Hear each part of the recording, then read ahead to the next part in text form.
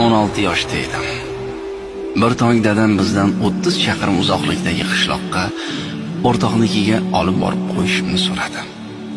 Mashina haydashni endi o'rganganim uchun fursatni boy bermay bajonidil rozi bo'ldim.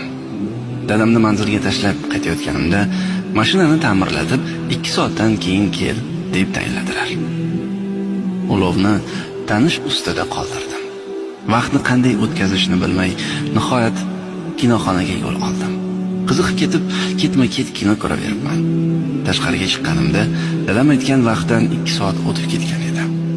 Kechikkanim uchun dadamning jahli chiqishi aniq, qaytib mashinani mindirmasligi ham mumkin. Bordim. Kech qolganim uchun uzr so'rab, ustaxonada ta'mir ishi cho'zilib ketganini aytdim. Dadamning o'sha ondagi nigohini aslo unuta olmayman. Menga qo'rqmay yolg'on gapiryapsan-a? Kuta oxiri ustaxonaga telefon qildim.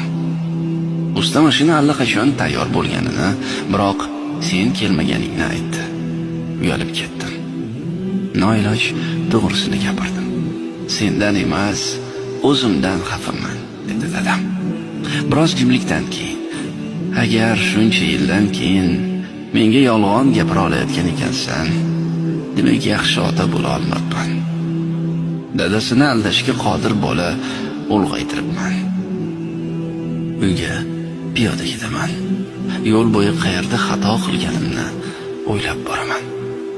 Shunday deya dadam chang yo'ldan boshini egib keta boshladi. Men esa yonginasida mashinani sekin haydab, yalinib kechirim so'rab borardim.